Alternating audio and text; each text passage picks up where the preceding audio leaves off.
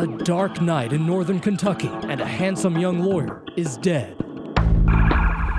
A 911 call has just come in. Where are you? I'm standing about 10 feet from his dead body. What's the first thing you're told about this? We have a murder.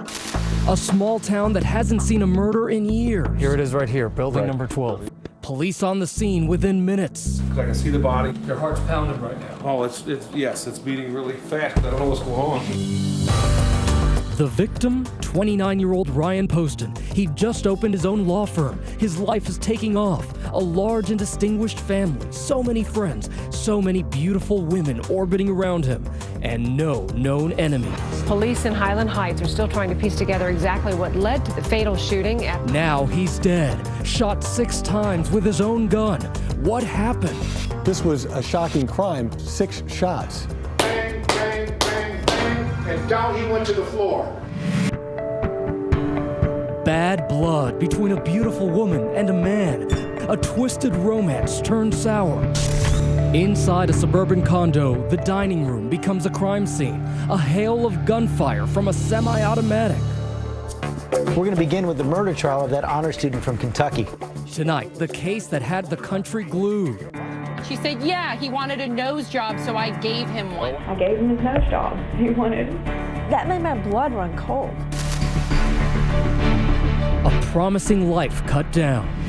How did it go from mad love to bad blood? Good evening. Here tonight, that stunning tape from the interrogation room, a suspect who can't stop talking, can't stop acting out. But you're about to see it get even more bizarre. So how did things go from photos like these of a happy couple on Instagram to the so-called nose job murder? A headline that began when 6 shots were pumped into that handsome young bachelor, a man obsessed with guns himself. He was often out with friends as part of the Friday night dating scene, just like so many people are out doing tonight. Beautiful women always wanting to know him, but one of those women would become a fatal attraction. Here's Gio Benitez. The story begins here at a bar called the Milford Inn. 24-year-old Audrey Bolte is waiting. Any minute now, a man is supposed to arrive. Were you excited to meet him? Yes, of course. I was very much looking forward to it. Audrey isn't just your average, beautiful blonde on a blind date. Audrey Bolte, you are Miss Ohio. She's Miss Ohio 2012. 3 women remain, only one of the final 3 at the Miss USA pageant. The second runner-up is Ohio, Audrey Bolte. But tonight, Miss Ohio is hoping to meet Mr. Right. I had ended a serious relationship about a month prior, so it was kind of like me getting back out to the social world. They had met on Facebook through mutual friends. They talked about possibly meeting at Ryan's condo, but decide to rendezvous at the bar. One small change in the plans changes the course of the entire night. Who wouldn't be looking forward to meet a lawyer from Cincinnati who's attractive, funny, and witty? I mean, who wouldn't be excited to? It was gonna be a night of fun and shooting pool. It's mid-October, Friday night, not far from the bright lights of Cincinnati, across the Ohio River. In the small suburb of Highland Heights, Kentucky, a typical small town full of fast food on the highways, but life is rather slow. The big news is the high school football team. The Bluebirds are undefeated. It's a crisp and clear evening, an autumn chill in the air. And back at the bar, Audrey appears to be getting the cold shoulder. And I'm kind of like looking around and I didn't see him, so I waited. She goes to touch up her mascara. It's almost 10:30, and it's looking as if Miss Ohio is in the unlikely position of being stood up. And you must have been waiting and waiting and waiting. I mean, what's going through your mind? Were you angry? I mean, I'm a girl, and so I was like, where is this guy? Like, where is he? His name is Ryan Poston, and Audrey was hardly the first woman to find him appealing. So you two were just really in love. I thought he was the most beautiful thing I'd ever seen in my life. It was love at first sight, and I guess it was 3 days later, and I had a key to his apartment. For about 2 years, Lauren Worley was with Ryan. They even got these dogs, Max and Lily, together. When they met, Lauren was a student at Chase Law School at nearby Northern Kentucky University, and Ryan, who had already graduated from there, was studying for the bar exam. So there was that electricity between you two, right? It really was, and I kept remember thinking, I cannot believe that he wants to date me. Like, he is just so perfect and so beautiful. As if you're not gorgeous. Well, I appreciate that, but I mean, Ryan Poston is one of a kind. I thought that he was perfect for her. Lauren's former roommate, Emmy Reynolds, thought it was a match made in heaven. And I know you even compared Ryan to a character of Twilight, right? I did. Who? You know, the character Edward. He is just such a protector. So soft-spoken. Are you afraid?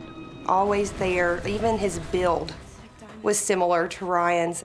I felt so loved. To Lauren, 29-year-old Ryan was the whole package. He had the brains to match his good looks, plus a loving and highly successful family. Sort of like the movers and shakers. People that have been around for a very long time doing very big things. You know, our families have been friends for 20, 25 years. I got to know Tom Awadawa and Matt Herron were two longtime buddies who agree that Ryan's spell wasn't just cast on women. It was a magnetic person to be around. You would go and hang out in bars just like this one? Yeah, we'd go out a lot every weekend probably. They say nights with Ryan in bars like this wouldn't result in your usual drunk talk, but rather non-stop debate sessions. He could literally talk about anything and everything. He was passionate about so many things. Philosophy, politics. They say Ryan had strong feelings on many subjects. Among them, guns. He liked guns. He believed in the ideology of gun ownership, and he believed guns can make society safer. He always had them. He would have it in his boot. He would have it in his holster. It was almost like, that's the guy that is a man, and he can protect. To Lauren, Ryan's comfort with guns made her feel safe. They'd practice shooting together at the range. And he even showed you how to use them, right? Yes. And he said, you know, I want you to know how these guns work because I don't want you to pick them up and accidentally, you know, hurt yourself. But Lauren says as great a catch as Ryan was, in the end, the timing wasn't right for them. They eventually broke up. We broke up always thinking, I think in the back of my mind, at least that we were going to get back together. But meanwhile, another one of Ryan Poston's relationships was disintegrating. He was stressed out. Absolutely stressed out. Crystal Alhozo was a friend that Ryan had hired at his law firm in this building in downtown Cincinnati, but he was having a bitter falling out with his partner there. It was sucking the life out of him, literally. In the midst of the fight, he sends Crystal an angry Facebook message ranting about the lawsuit between him and his partner, saying, I want this piece of expletive destroyed. Bury him neck deep at low tide, throw darts at his head, wait for high tide to roll in so I can stomp on his head while he's drowning. An uncharacteristic display of anger, his friends say, and now something else is incongruous. The usually reliable Ryan has left Miss Ohio, Audrey Bolte, sitting alone, waiting for him at the Milford Inn. You must have been thinking, this can't be happening to me right now.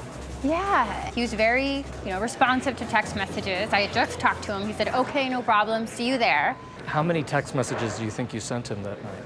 I would say I sent probably 2 or 3 to him saying, hey, I'm here, where are you coming? And he didn't show up, so I went home. The reason Ryan never showed up? Because he's lying in a pool of his own blood in his Highland Heights condo, where Audrey almost met him. Kill County 911. Ryan has been shot, and help won't make it in time. Are you sure that he is dead? He's dead, man. He's completely dead. This is Highland Heights. It doesn't happen in Highland Heights. The mystery on Meadow Lane is only just beginning. Stay with us.